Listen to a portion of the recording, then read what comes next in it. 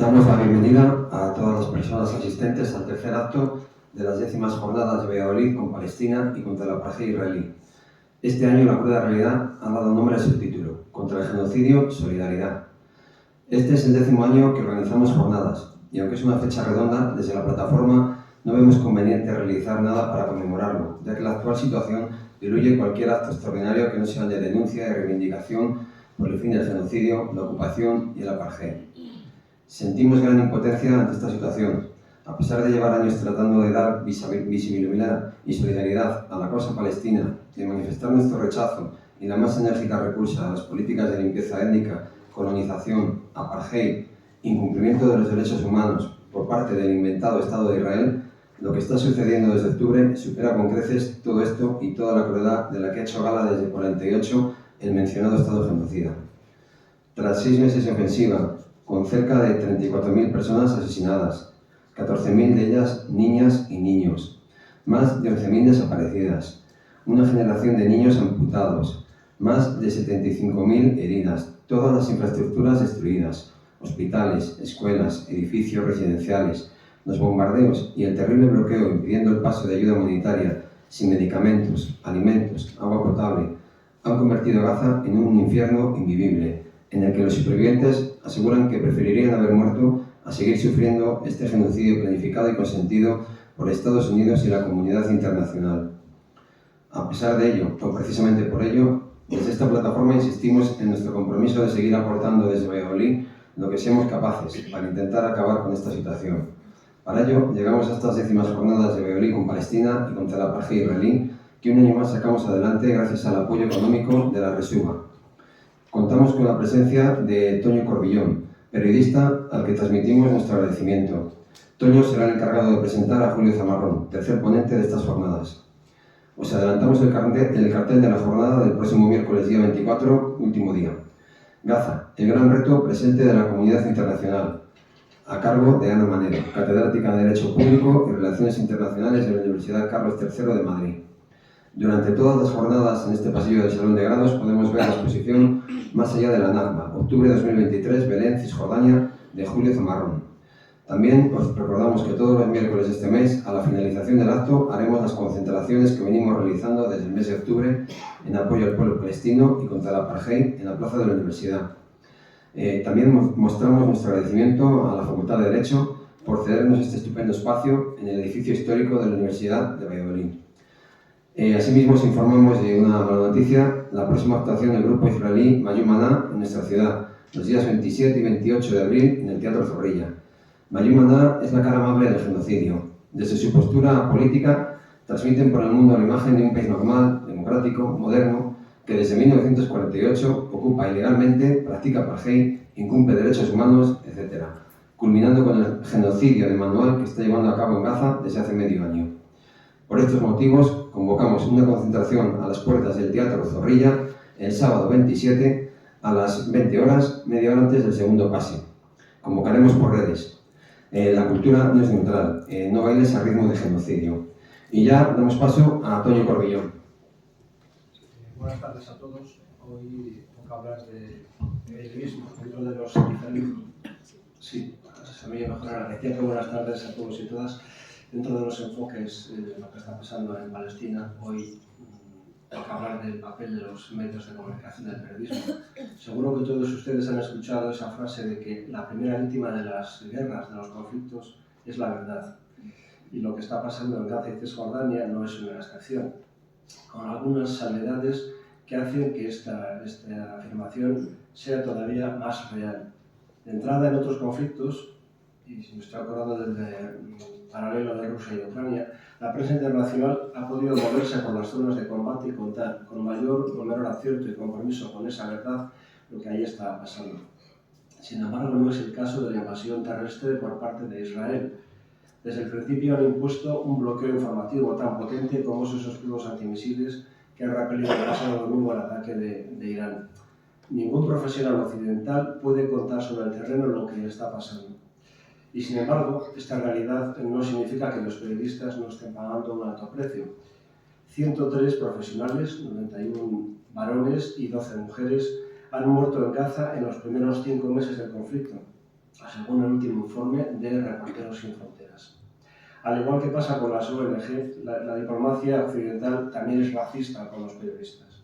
Si solo uno de estos más de 100 profesionales fallecidos fuera británico, norteamericano o español y se llamara, por ejemplo, John Lee Anderson o un José Couso o un Julio Anguita Parrado más, ya habría campañas de denuncia. No habría el silencio que están sufriendo una profesión que probablemente está padeciendo, si nos centramos en la estadística, las mayores cifras de precio por hacer su trabajo que se hayan conocido hasta ahora.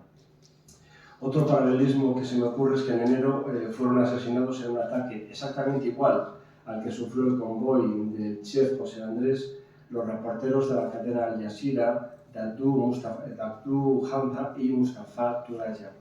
Esta vez no pasó nada, no hubo condena del presidente Biden y hasta el mes de febrero hay que recordar que moría un reportero cada 4 días en Qatar.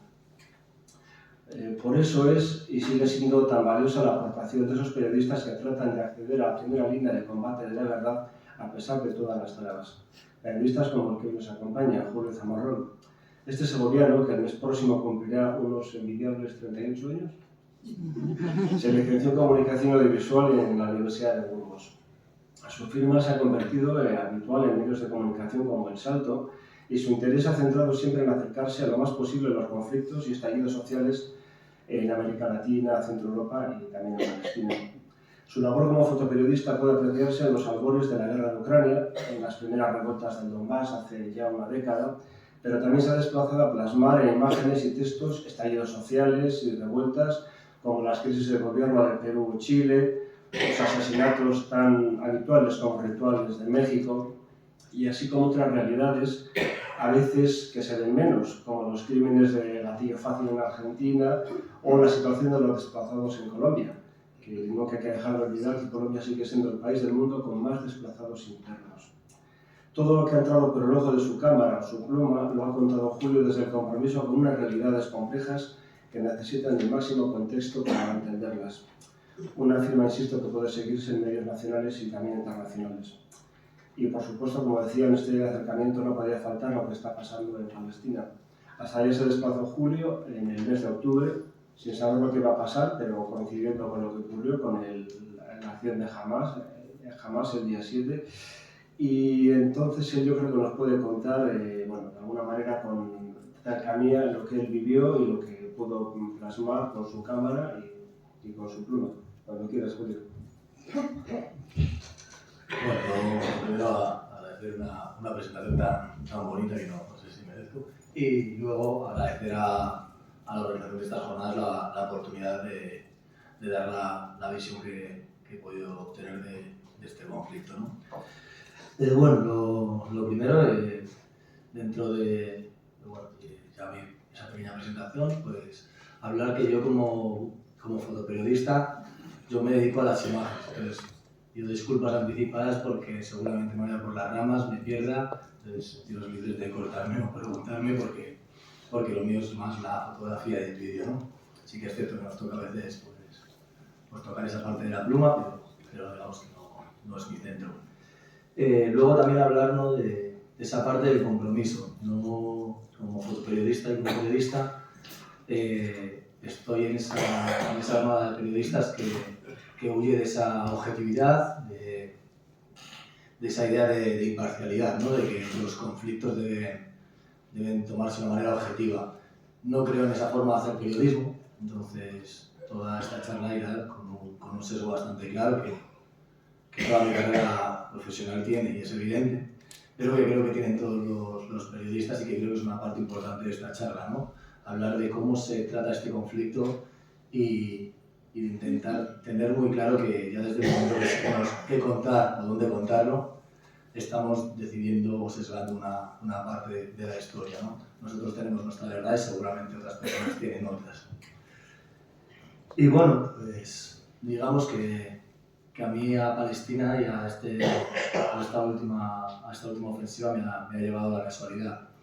Yo acudí allí con una caravana de ayuda humanitaria que iba a un centro de desplazados, ¿no?, de Isakam, en Belén, y cuando ocurre la inundación de Al-Aqsa, pues nos agarra allí y entonces pues vemos los primeros días de lo que ocurrió en Cisjordania, que está muy lejos de ser lo que ha sido la ofensiva contra Gaza, pero bueno, da unas pistas muy claras de cuál era el objetivo y cuál es la vía que está tomando el Estado de Israel, ¿no? La charla me gustaría dividirla en dos grandes bloques, ¿no? Primero centrarme en la parte que mejor conozco, ¿no? Con ejemplos de lo que es hacer periodismo en Palestina, en los territorios ocupados y cómo se entra, cómo se funciona. Y luego otra parte muy importante que también considero muy importante como periodista, que es la versión de una nueva generación de palestinos que se han creado ya en la diáspora, jóvenes, gente que ha nacido ya en los finales de los 90, el 2000, más entrados en los 2000, que tienen una visión muy clara de lo que es su pueblo, lo que ha sufrido y del futuro que les espera, ¿no? Y que creo que es una versión o una vía que nos está dando tanta oportunidad.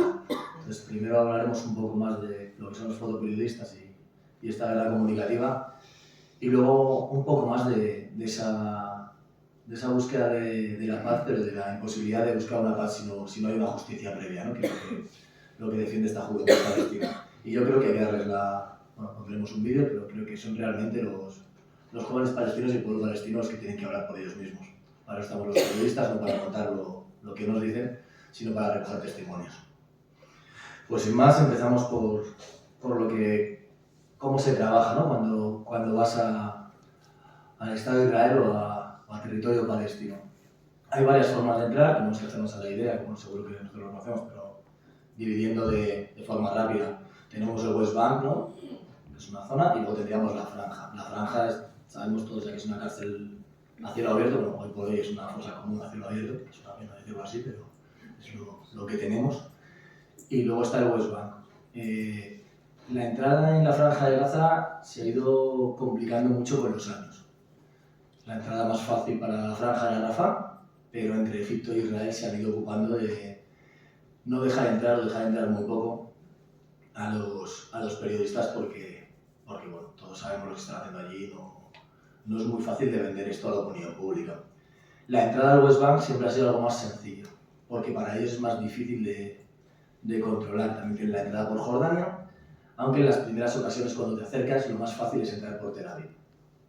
Vale, vamos a hacernos a la idea de lo que es el trabajo, ya no solo de un periodista, sino de un turista, podemos ponernos. Cuando nosotros nos decidimos a ir a territorios palestinos a través de Tel Aviv, tú te diriges al aeropuerto, normalmente Madrid, en España, Barcelona, y a todos nos salía muy raro. Para entrar a Estados Unidos tenemos que rellenar un cuestionario, ellos nos deciden si entramos o no entramos. Cuando yo acudí a Rusia, yo pido mi visado a Rusia, y ellos deciden si entro o no entro, y en caso de hacerme una entrevista, a mí se me hace en territorio ruso o en territorio del Estado, y en tal caso, por unas condiciones normalmente bastante bien argumentadas, se me deporta a mi país si no me dejan entrar. Bueno, esto con Israel no ocurre. Si tú coges una aerolínea israelí, es muy probable que antes de subir al avión, en sitios como un aeropuerto, que es Adolfo Suárez de Madrid, la gente de la compañía, del Fondo de la Inteligencia Israelí, te puede hacer una entrevista y preguntarte a qué vas. Incluso llevarte a un careo con tus compañeros con los que has comprado el avión para preguntarte a qué vas, quién eres, y mientras te están haciendo la entrevista, investigar todo lo que tengas, incluyendo mirar tus teléfonos móviles. Eso es un atentado contra las libertades que en Occidente en teoría se respeta, pero que no ocurre cuando hablamos de Israel. Eso con Israel no ocurre. Con Israel nos podemos saltar las normas y aquí no pasa nada, ¿no? Si esto nos ocurriera para viajar a Colombia, la gente montaría en cólera y tendríamos un problema, ¿no? Pero bueno, pues con Israel el viaje suele empezar así. ¿Qué pasa cuando además eres periodista? Puedes intentar entrar como un ciudadano más, como un turista. El problema de todo eso es, para un fotógrafo es más sencillo, para un plumilla, para un escritor es más fácil, pero para un cámara o para la gente de televisión es muy complicado. Los equipos son aparatosos y son grandes, entonces suele ser más viable la forma de entrar con un permiso de prensa. ¿Qué ocurre? Pues bueno, aquí Israel tiene sus diferentes formas de trabajar. Una de las últimas estrategias que utiliza es una cuestión tributaria. Que no puedes ir a trabajar a Israel porque ya hay trabajadores, ¿no? Cámaras, tu reportero sí que tiene sentido que vaya tu corresponsal, pero que allí hay cámaras de sobra que pueden hacer esa parte técnica. Entonces, meter un equipo o llevar a tu propio cámara se convierte en una cuestión fiscal complicada. Muchos de los cámaras han entrado como productores audiovisuales. Entonces, si ellos te ponen un cámara allí, también puedes entender qué tipo de cámara te van a poner. Te van a poner un cámara que habla perfecto castellano y que sabe perfectamente lo que está retransmitiendo. Eso les quita mucho trabajo a la hora de filtrar lo que se emite y lo que no se emite. Ya lo tienen de primera mano y ya tienen, digamos, ahí la primera fronterita. También cuando hablamos de Israel tenemos que saber que es uno de los países que más gente devuelve, ¿no? Una vez que ya estamos allí. Hemos conseguido pasar la primera criba aquí, llegamos allí, tenemos nuestro permiso de prensa o nuestro pase para ser turistas. Entonces, bueno, pues Israel es de los que más gente devuelve. ¿Por qué? Bueno, hay dos pequeños filtros. El primero es como una aduana normal, pero en el momento en que algo ya no les cuadra, la mínima cosa ya no les cuadra, desde dónde te vas a quedar, o tienen más tiempo ese día, meten tu nombre en internet, entonces pasas a un segundo filtro. El segundo filtro, yo diría que el 50% no lo pasa. Ante la mínima duda, van a hacer lo contrario que haría cualquier otra nación. En vez de dejarte pasar, lo van a hacer devolverte. Entonces, con todas esas cribas, a nivel de prensa, nos hemos quitado ya un montón de gente que no va a conseguir informar. ¿Y quién es este tipo de gente? La gente más crítica. Hablando con compañeros que bueno, pues yo creo que llevan muchos años, ¿no? O sea, trabajando en Palestina, pues ha sido el proyecto de su vida. La primera entrada es la más fácil. La segunda entrada ya no suele ser por Tel Aviv, porque normalmente te vuelves. Entonces suele ser por Jordania, que hay que pasar también otro nivel de filtros, pero es más asequible. Luego, yendo a casos concretos, para que la idea es que os creéis una imagen, ¿no?, de lo difícil que es contar este conflicto. Bueno, perdón, no llamarlo conflicto, es un genocidio, pero bueno, para que nos entendamos. En los gabinetes de prensa, en casi todos los países, suelen estar muy protegidos.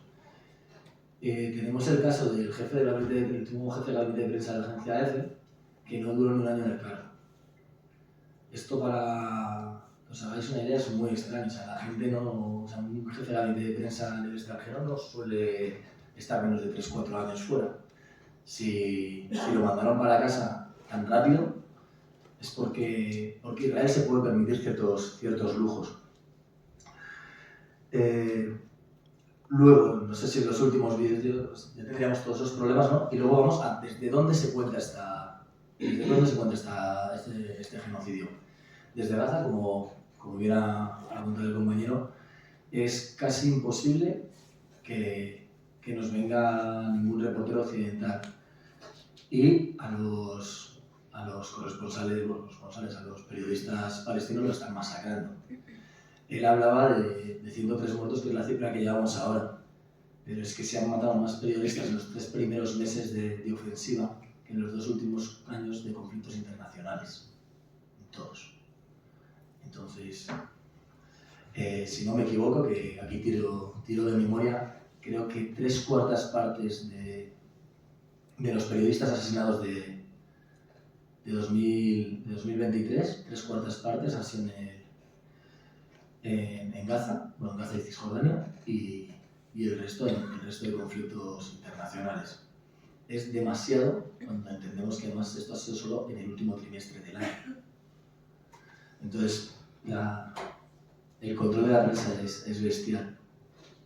Cuando vamos a ver desde dónde se está contando este conflicto, pues bueno, Gaza ya vamos a dejarlo a un lado, ¿no? Gaza ya hablaremos luego de qué es ser periodista en Gaza, pero quitando que Gaza ya es muy complicado, vamos a centrarnos en Cisjordania.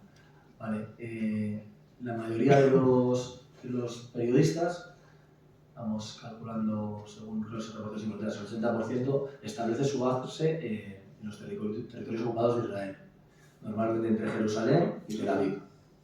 Las excusas suelen ser la mayor facilidad de medios y la mayor seguridad.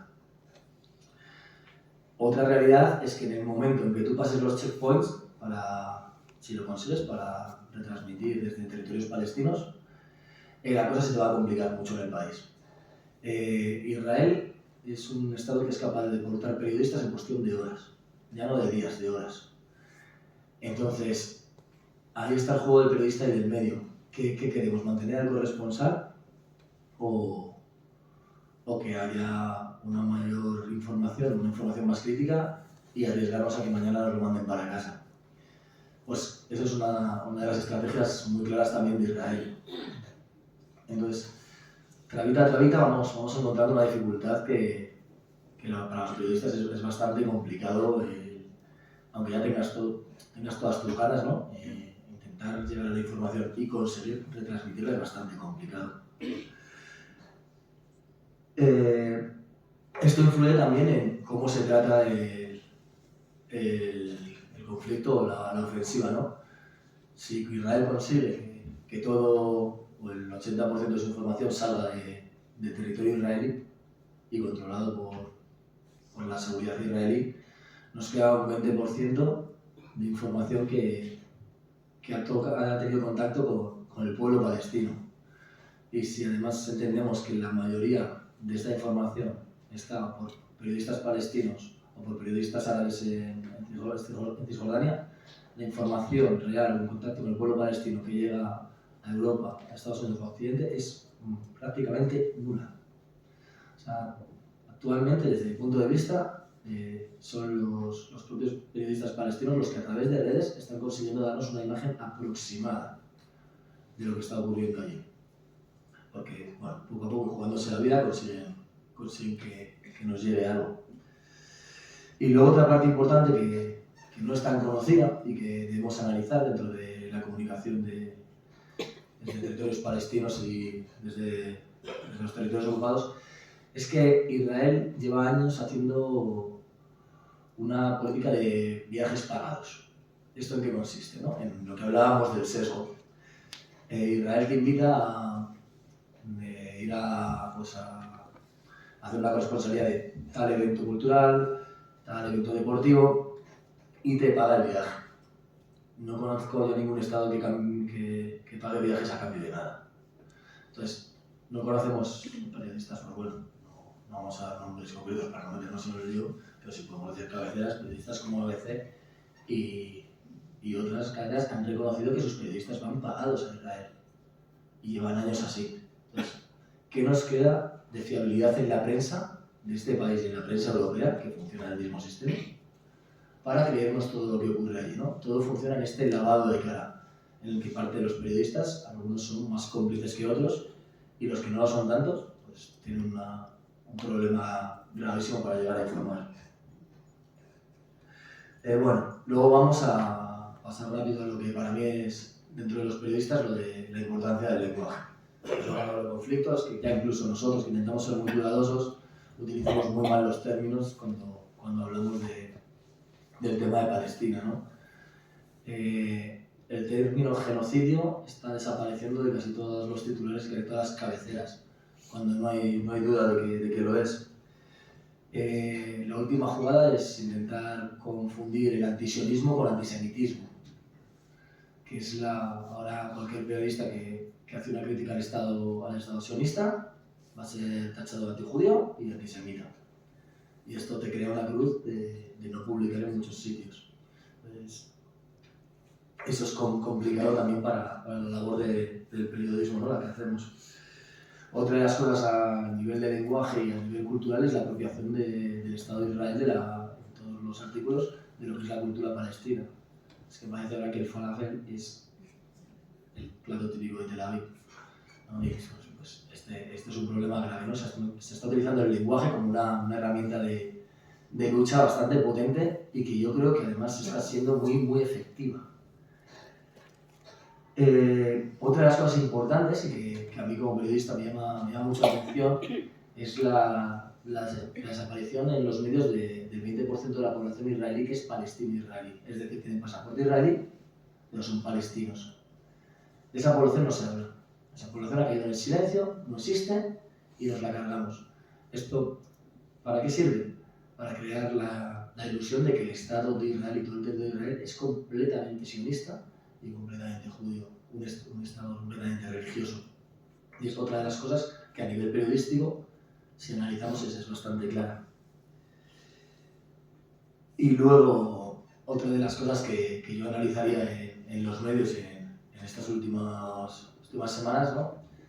Es cómo inició la ofensiva y cómo está ahora. Hemos pasado de unas semanas en lo que todo era Israel lo que está intentando recuperar a sus rehenes y estamos finalizando en una guerra global donde es Irán. Hemos pasado de centrar la justificación del genocidio en Gaza a cuando ya tengo todo esto controlado, me voy a llevar tengo el genocidio muy montado y las imágenes ya me están haciendo daño, me voy a pasar la atención a otro sitio. Si Israel, el Estado de Israel estuviera interesado en la liberación de rehenes, las operaciones militares irían en esa dirección y no van. Entonces, la labor comunicativa, que es la que a mí me atañe en esta charla, está yendo también en la misma dirección. Primero se centró ahí y ahora ya no interesa la comunicación de los rehenes porque empieza a no ser creíble. Empieza a ser ya no es una buena herramienta para convencer a la opinión pública de lo que están haciendo, ¿no? Y bueno, hasta ahí lo de la importancia del lenguaje. Luego me quería centrar un poco en datos de periodistas, pero creo que el compañero ha dado algunos buenos datos. Pero bueno, centrándonos en datos para que nos hagamos una idea, es que es demasiado. O sea, creo que yo ni nadie, o sea, no hemos visto nada igual en el ataque a periodistas en ninguna guerra, en ningún conflicto, y encima esto no es un conflicto, es un genocidio. Aquí solo mueren por un lado, porque si murieran por los dos, pero es que aquí solo se matan periodistas de un sitio. Entonces, para que os hagáis ayer, el 7 de noviembre, o sea, cuando había ocurrido un mes, llevamos 41 periodistas muertos confirmados. La mayoría, más del 50%, de la labor de su trabajo. Confirmada. No queremos saber la de gente que está informando y que no sabe las estadísticas y que está bajo los escombros. Pues eso, 41 son 30 días, pues, no llegados por día, pero vamos, 1 y medio, pues se nos cae. Luego, cifras, pues creo que el pico está, si no recuerdo mal, en 10 reporteros en 3 días, que es una cosa bastante, pues la comparación de los de Kitchen, pues es bestial, ¿no? Pero nadie ha visto eso en ningún sitio, ¿no? Los periodistas somos muy importantes hasta que son periodistas palestinos o periodistas árabes, ¿no? Ahí ya parece que importan menos. Luego una parte importante que creo que también se le trata poco y que me gustaría dejar para pinceladas es el ataque de Israel a los periodistas, cómo se está haciendo. No solo se ha confirmado y es un crimen de guerra atacar a periodistas, que no se nos olvide que es un crimen de guerra condenable. Si no se puede confirmar los 103 periodistas muertos en el ejecución de sus funciones, más o menos sí la mitad, eso ya cada uno sería un crimen de guerra por el que juzgar a Israel, pero bueno, ya nos estamos quitando la mitad. Pero así Israel está jugando a otra cosa, que es marcar a los periodistas y a sus familias. ¿Esto qué implica? Que los periodistas no se planteen abandonar el trabajo. Porque una cosa es que yo decida que me la juego, vamos a ver qué pasa, y otra cosa que el periodista palestino de turno tenga a sus 2 hermanos al lado y sepa que mañana se los llevará a todos por delante. Eso está llevando a cosas tan macabras como que en los últimos días estamos viendo a una niña que apenas tendrá 8 o 11 años haciendo de reportera. Poca familia le queda y se puede arriesgar. Y es una cosa pues, que digamos, o sea, que tampoco yo había visto en mi vida, ¿no? O sea, tenemos reporteros de guerra de 11 años. O sea, esto está llegando a ser cuando crees que no pueden darle una vuelta más de tuerca, ¿no? Lo macabro se convierte en normal y viene una vueltita más.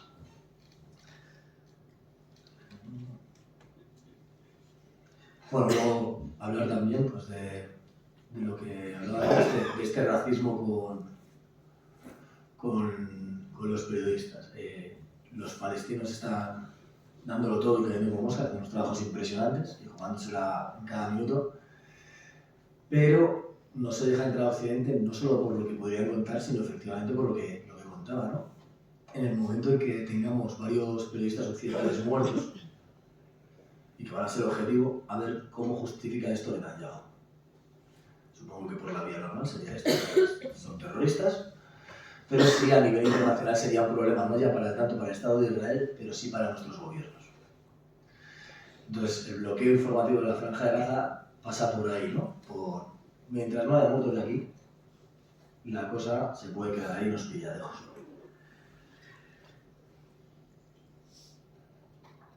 Y luego, bueno, hablando de los periodistas, pues poco más. Bueno, otra parte de la información que se controla mucho y que estamos viendo es el uso de redes, que está considerado ahora mismo un delito, o sea, para la información. Estamos viendo mogollón de civiles palestinos que utilizan las redes para informar y son detenidos. Ahí no nos podemos centrar mucho porque de tiempo vamos justitos, pero el sistema de Israel de las detenciones arbitrarias funciona por un sistema de 6 meses en el que se lleva gente sin una motivación clara, lo devuelven a los 6 meses, se lo vuelven a llevar. Pues esto está haciendo con toda la gente que tiene el valor de publicar cosas en redes, ¿no?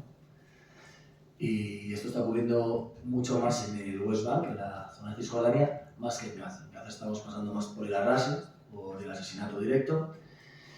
Y en zonas como Jerusalén, donde todavía hay periodistas occidentales, donde todavía hay una mayor información o otra forma de contar las cosas, entonces ahí todavía estamos jugando al sistema de detenciones y el sistema este de los 6 meses de secuestro. Y bueno, si os parece, como lo que yo os decía, o sea, creo que lo importante es que hable el pueblo palestino, ¿no? Si tiene derecho a contar su historia. Yo como periodista creo que nuestra labor es traerla. Entonces tenemos un vídeo muy corto, ¿no? de una chica de Duja, que es una persona muy activa actualmente en las protestas de nuestro estado. Es muy joven, 22 años, y que yo creo que transmite muy bien la sensación de lo que es esta generación nueva de palestinos, ¿no? que se ha criado bajo la ocupación israelí y las últimas ofensivas. Entonces, si os parece, vemos eso y luego vemos cómo contar esa otra versión. Siempre se dice que Palestina es Ard-e-Salam, que significa la tierra de la paz. O sea, es la tierra de la paz que nunca ha visto paz. Es como una novia en su día de boda, muy guapa, muy bonita, pero manchada de sangre. Así es.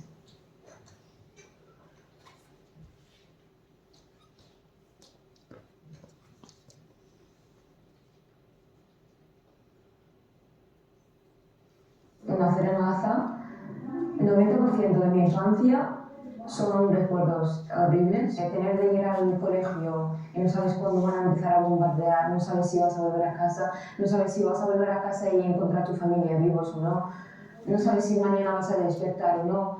Duermes con toda tu familia en una habitación porque no sabes, porque tus padres siempre te dicen si alguien va a morir, pues que moramos todos, vamos a morir todos juntos. No va a quedar uno y sufra solo. Si muere uno, vamos a morir todos. Ahí no hay diferencia entre niño y adulto. No hay infancia.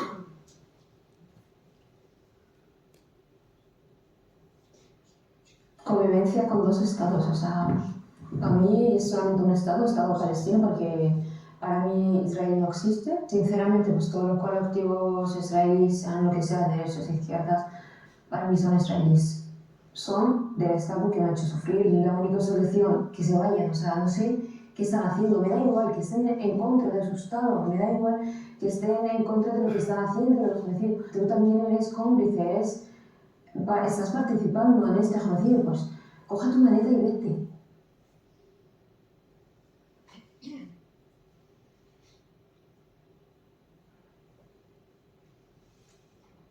Tenemos un dicho en árabe: todo lo sacado por sangre se devuelve por sangre. Yo tengo derecho a defenderme y a la lucha, a la resistencia, al retorno, cueste lo que cueste. Sea por la lucha armada o lo que sea, pero tenemos derecho. Y no a la paz sin justicia. El acto del 6 de octubre no es ningún acto terrorista, es un acto de defensa, o sea, claramente. Y porque llevamos desde 1948 y desde antes sufriendo bombardeos, nos han hecho de nuestra tierra, nos han hecho lo peor que puede vivir una persona.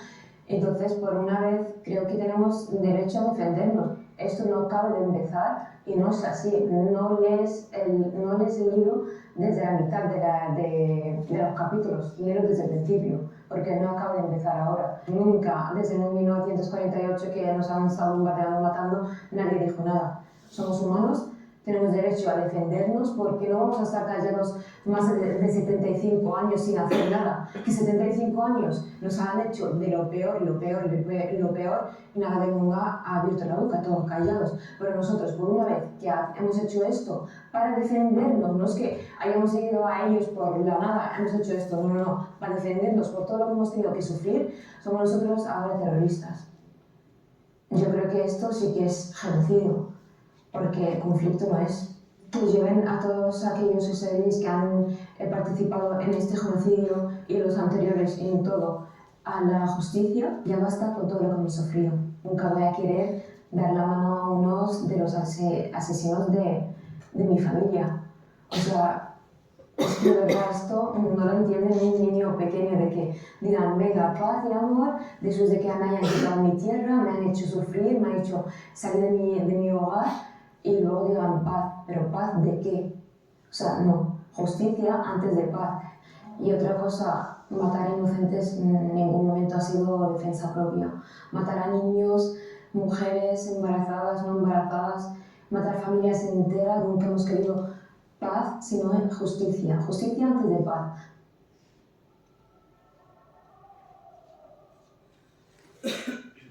El gobierno de España, o sea, en vez de...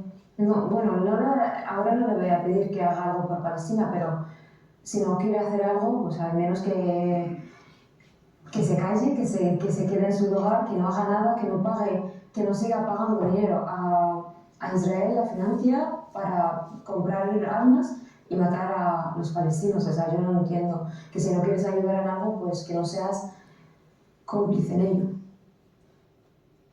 Hoy en día mi mayor sueño es volver a Palestina un día, que sea muy pronto ya, porque ya llevamos muchos años, que sea una Palestina libre. Palestina va a ser libre algún día, de río al mar, porque es nuestra tierra y nadie nos la va a quitar otra vez, y vamos a conseguir tenerla libre desde el río hasta el mar, porque es nuestro derecho, es nuestra tierra que nos han quitado.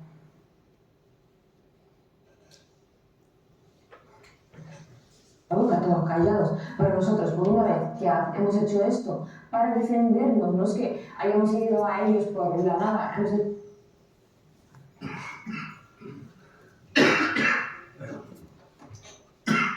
Bueno, creo que es el ejemplo perfecto de esta generación, ¿no? y de ese mensaje.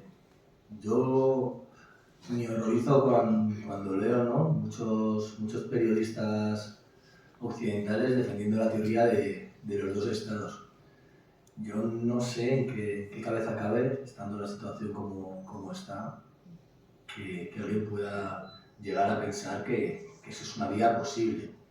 En cuanto pisas Palestina, te das cuenta de que eso no es viable.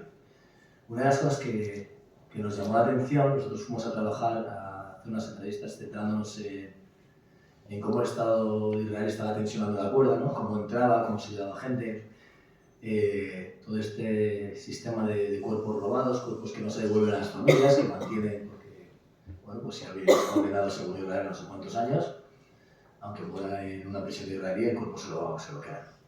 Es una forma de castigar a la familia, ¿no? Y de torturarla. Entonces fuimos un poco a registrar estas formas de tortura, ¿no? y de tensionar del Estado de Israel.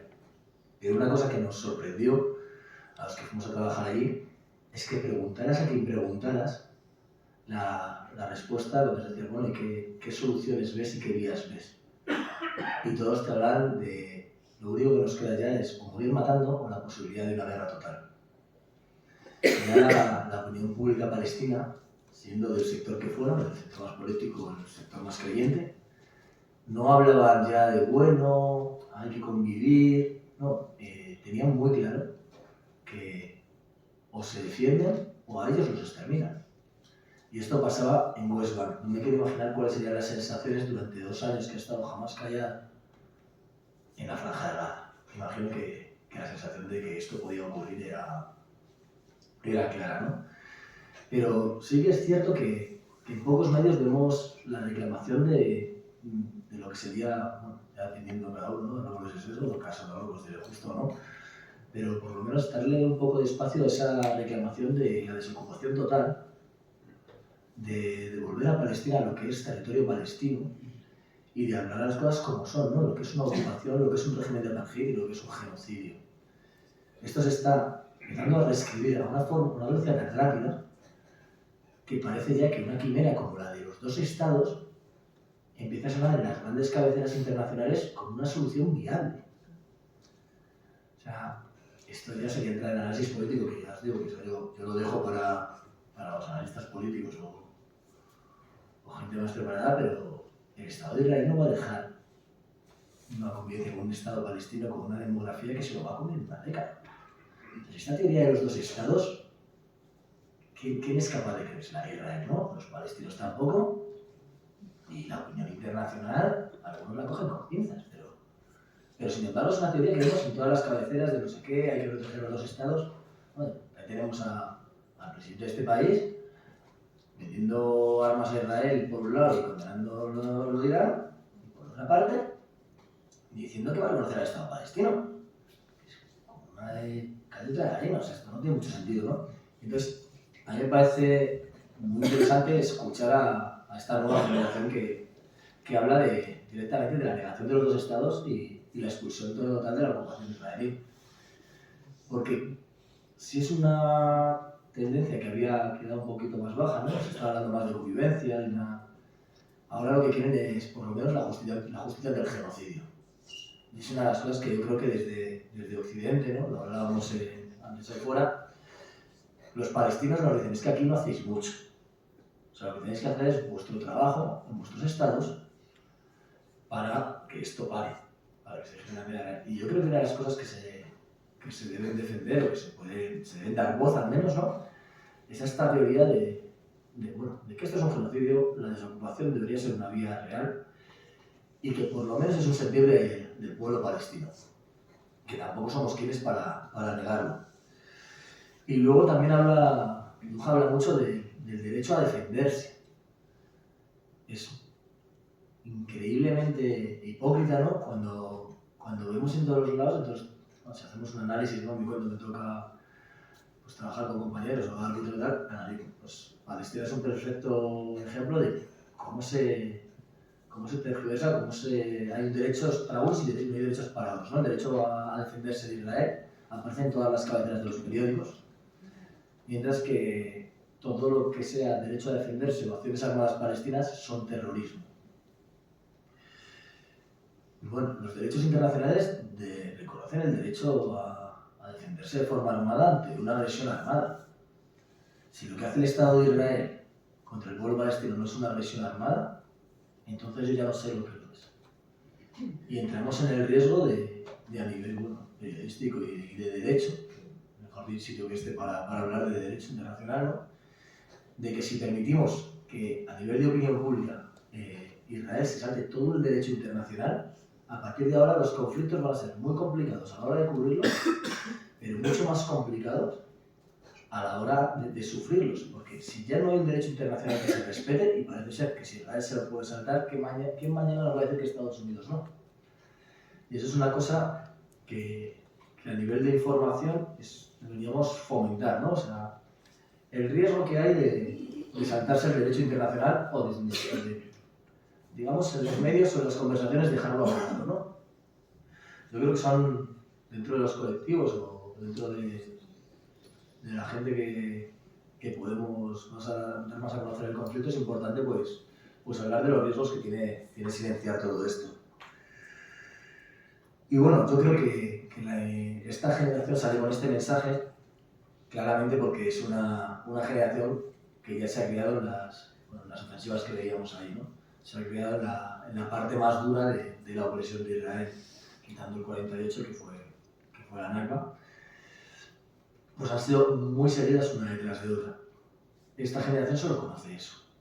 Pues, supongo que como les toca a una generación que ahora mismo son muy jóvenes, pues con esa ímpetu, esas ganas de poder exigirlo todo, son los que están poniendo un poco de cordura en qué exigir y qué está ocurriendo, ¿no? En dar una versión de lo que está pasando allí. Y creo que se nos echa el tiempo encima, entonces habría un turmito para preguntas ahora, para luego de la concentración. Yo, sin más, espero no haberme dado muchas vueltas y haber aclarado algo de todo esto.